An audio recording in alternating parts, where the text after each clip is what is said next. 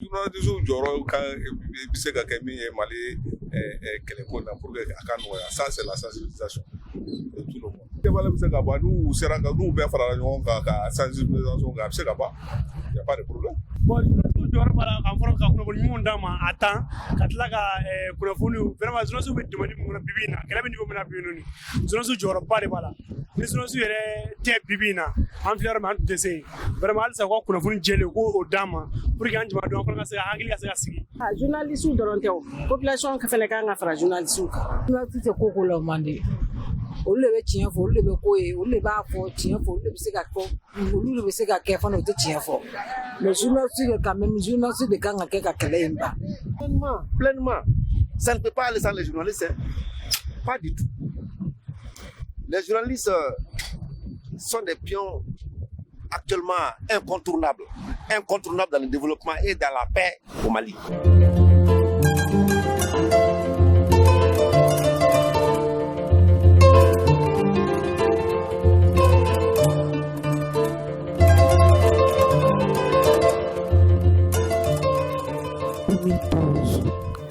Le Mali traverse l'une des plus graves crises de son histoire. Une crise multidimensionnelle qui a ébranlé le tissu social, politique et sécuritaire. Les régions de Kidal, de Tombouctou et de Gao sont occupées. Les éléments de la junte à sa tête, c'est le capitaine Amadou Aya Sanoko, mènent un coup de putsch contre le régime de l'ancien président Amadou Toumani Touré, qu'il juge incompétent. Peu à peu, la crise s'exporte vers le centre du Mali, notamment Mopti et Ségou. Malgré plusieurs instruments mis en place par le gouvernement pour le retour de la paix, l'accord d'Alger de 2015, la crise n'a toujours pas connu une issue heureuse. Dans le processus du retour de la paix, les médias jouent un rôle important. En temps de crise ou de conflits armés, les journalistes sont unanimes. Toute information n'est pas bonne à véhiculer. En période de crise, l'information doit avoir un traitement particulier pour éviter les dérives. En période de crise, il faut un traitement spécifique à l'information et cela est déterminant même pour régler une crise. Il faut juste que le journaliste ait présent à l'esprit le fait qu'il doit être responsable. C'est-à-dire qu'il ne faut pas qu'il traite l'information de telle manière qu'il ne suscite des réactions qui pourraient être violentes, qu'il ne mette en danger la vie de certaines personnes. Studio Tamani existe depuis août 2013. Ce n'est pas une radio en tant que station dotée d'émetteurs FM, c'est un programme de radio. Nous produisons des émissions de radio dans 5 langues, le français, le bambara, le tamashek, le songhai et le peul.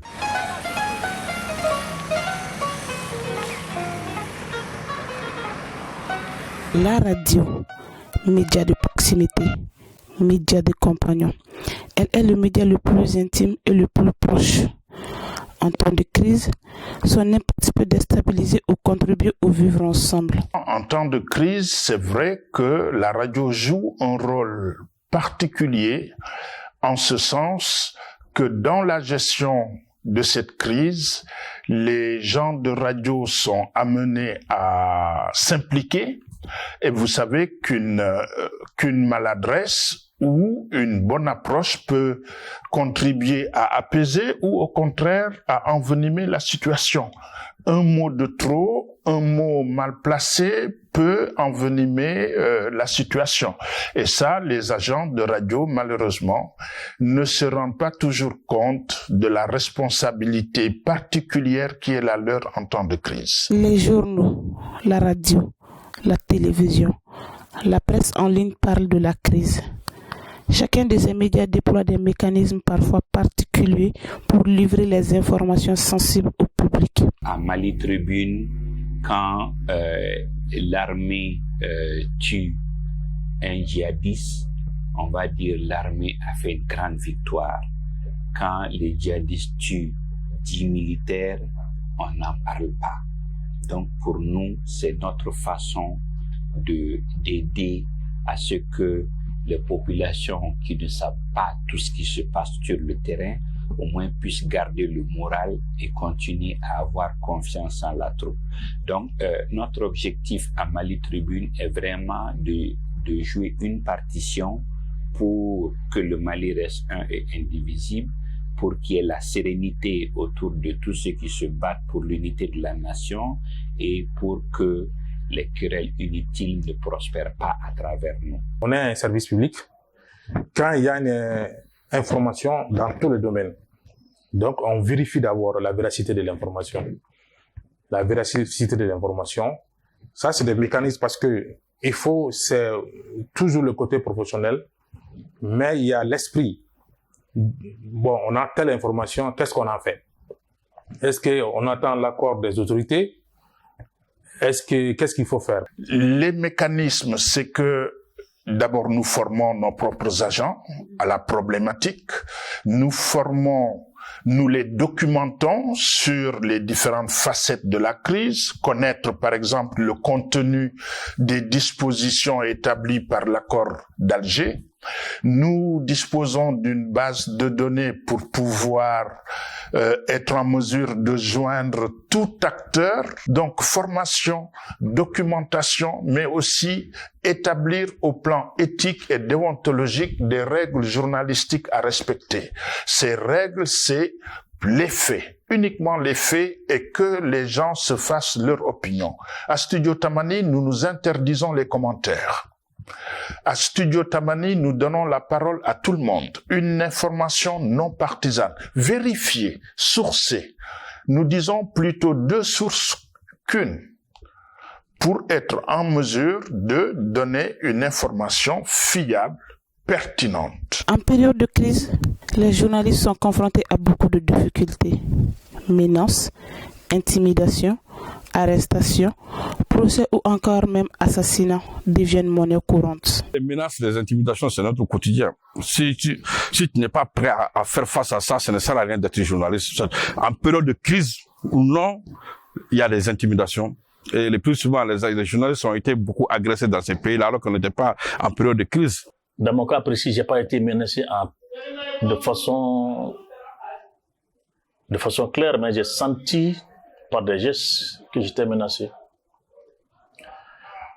Chaque fois que j'ai un problème avec quelqu'un, je dis, moi on me tue pas inutilement comme un chien. Non, excusez-moi du terme. Dès que j'ai un problème, j'appelle le procureur. Je suis le procureur, allô, j'ai eu des altercations avec X, Y. Si quelque chose m'arrive, vous êtes tenu informé.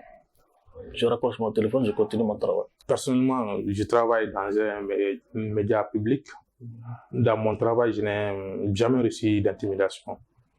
Mais il y a des gens qui, comme je l'ai dit, il y a des gens qui ont eu ce sort, qui ont eu des problèmes, qui, à un moment donné, qui ont même des gens qui ont été enlevés et tabassés. Ça va au-delà des intimidations. Donc, qui ont été agressés.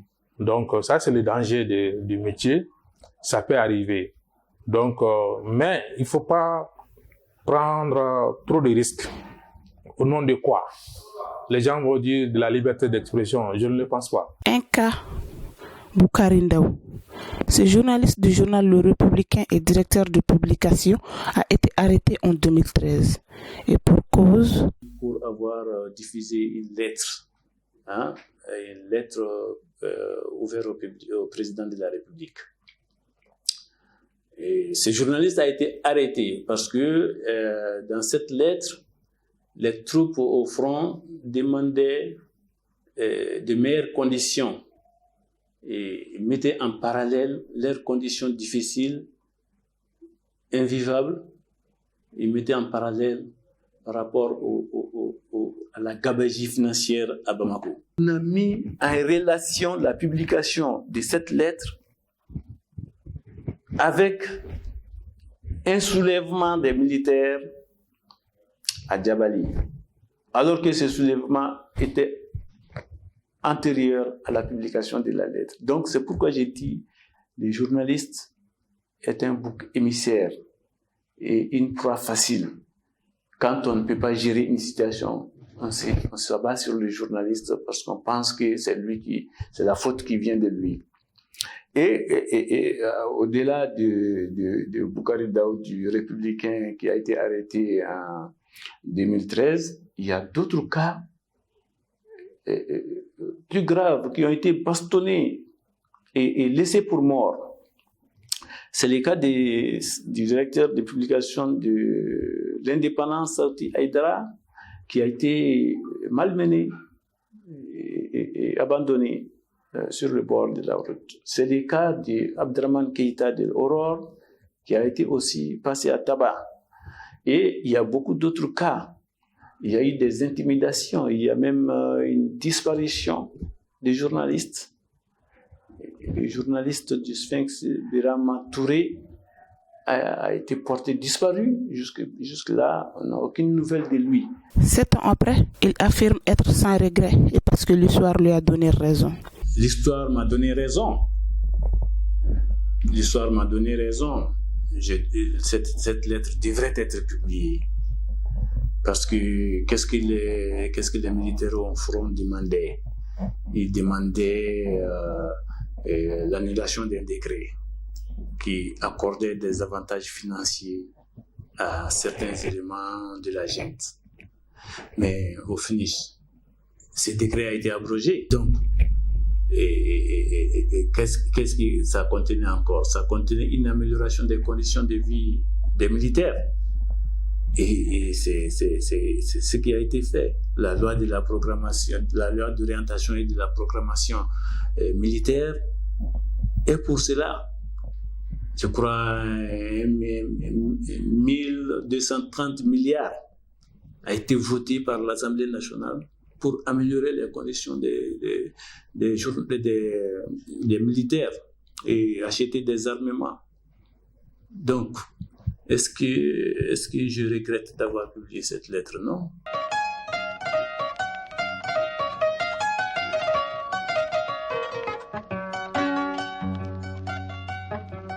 La Maison de la Presse est la structure qui regroupe plusieurs associations professionnelles des médias. Depuis 2012, elle constate une augmentation des violences à l'endroit des journalistes maliens. Ils sont vraiment nombreux. Nous pouvons en dénombrer une vingtaine, pour ne pas dire une trentaine environ, vraiment qui ont effectivement suivi ces affres et autres, essentiellement. C'est vrai que c'est des situations qui ne se font pas au même moment, mais des statistiques que nous avons aujourd'hui, il y a une vingtaine, une trentaine environ qui ont effectivement été victimes de façon individuelle ou de façon collective. Les médias sont des outils fédérateurs. Pour ce faire, les messages à lancer en temps de crise doivent contribuer à souder le tissu social et national et veiller à la paix entre les communautés. En cas de crise, l'agent de radio, le journaliste en général, mais plus précisément les gens de radio, ils ne sont pas seulement là dans la fonction d'informer, mais ils sont aussi éducateurs, ils sont aussi leaders d'opinion. Ils sont aussi relais et même dans certaines situations, ils sont médiateurs. Et c'est important qu'ils prennent en compte ces dimensions-là dans la gestion des conflits. Les journalistes sont toujours au centre du processus de paix, dans la dynamique de mieux informer et sensibiliser les populations sur la nécessité de la paix. Ils jouent un rôle important. Les journalistes sont tout simplement des soldats et artisans de la paix.